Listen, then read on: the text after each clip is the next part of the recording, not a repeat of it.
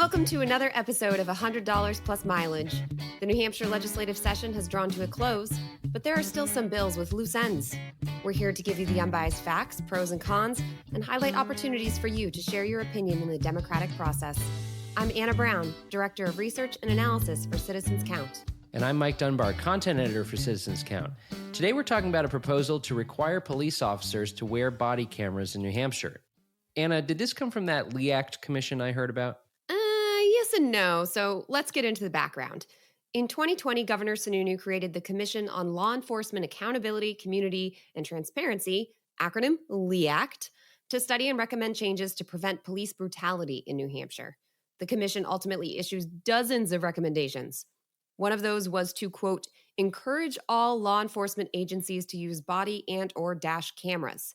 This recommendation stopped short of a statewide mandate on cameras, and right now there is no law that requires law enforcement officers to use body cameras in New Hampshire. Many police departments voluntarily use body and/or dashboard cameras, however, from the smaller Weir Police Force to the larger Manchester Police Department.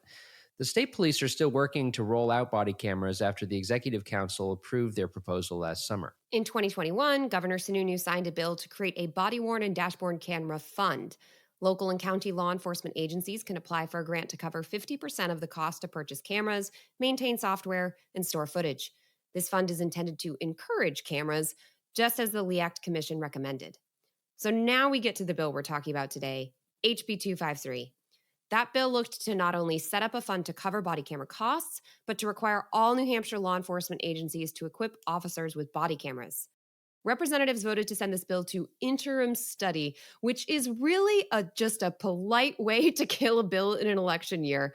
To generalize, legislators check out over the summer, and by the time fall rolls around, they are laser focused on elections.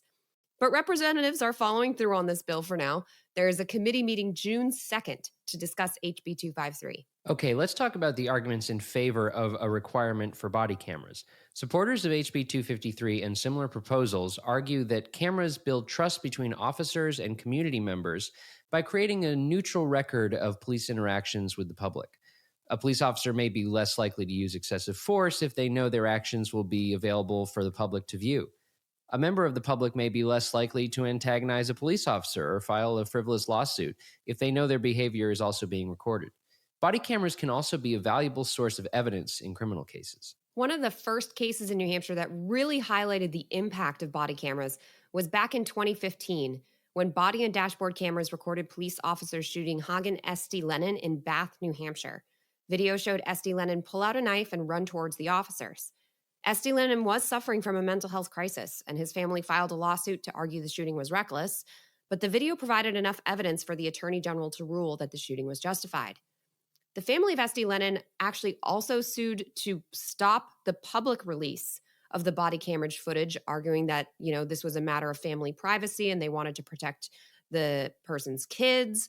But local officials argued for release of the footage because they thought it was necessary to assure the public that this was a justified shooting.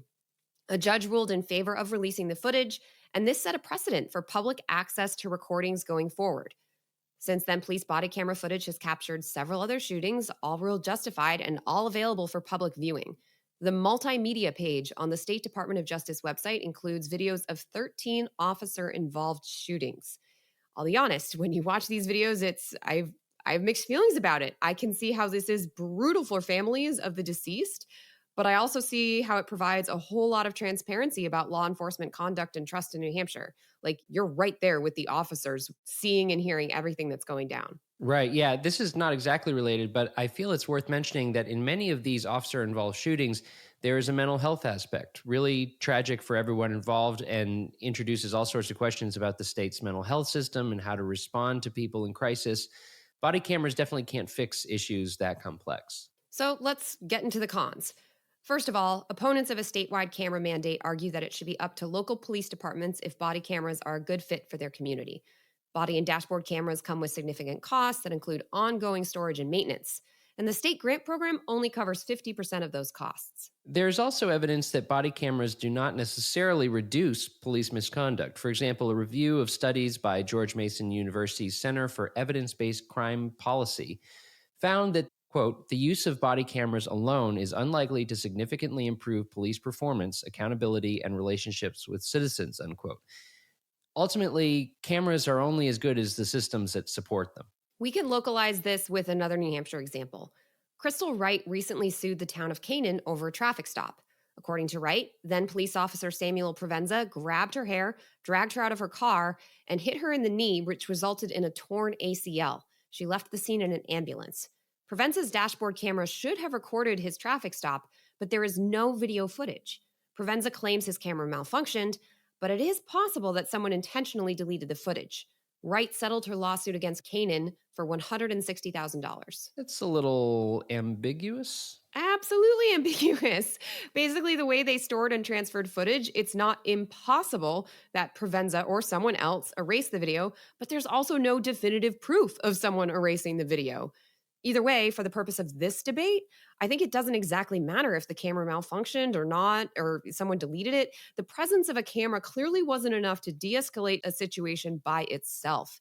We may never know for sure what happened that day. Okay, what happens next with this bill? The House Criminal Justice and Public Safety Committee will discuss the proposal to require body cameras at their meeting on June 2nd in Concord. Any of these legislators could choose to introduce a related bill in the next legislative session. Current legislators can start requesting 2023 bills this coming September 6th.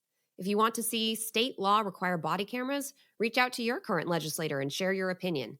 You can find who represents you at our website, citizenscount.org/elected-officials. That brings us to closing time, our segment of fun only in New Hampshire. Anna, what do you have for us? Since we were talking about cameras today, and there's so much attention on the Johnny Depp Amber Heard case, I thought it was fitting to bring up the Pamela Smart case. It was, in fact, the first trial broadcast live from start to finish on American TV. Not the OJ trial, like many people might assume, but the Pamela Smart trial right here, Derry, New Hampshire.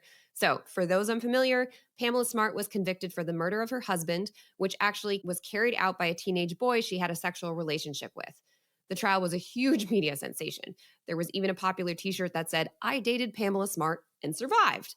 Of course, televised trials are controversial. There's concern that it influences the behavior of people in the courtroom. Maybe a witness is looking for their 15 minutes of fame, or other people want to stay out of the public eye and don't want to testify.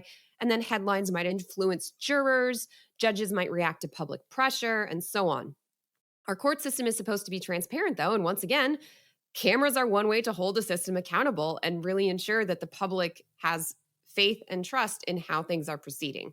So, Pamela Smart has petitioned the Executive Council for clemency, most recently this past spring, but they have voted against her petitions. Wow, yeah, I didn't know that. Of course, that was like a huge trial and everything, but I didn't realize that it was the first televised trial. The first. Crazy. And now it's so commonplace. Whole new first in the nation for New Hampshire. Yeah, now it's so, you see that all the time. Well, yeah, and most recently with Johnny Depp and Amber Heard. And you see, it's basically everyone decides to be their own jury at that point, for better or worse.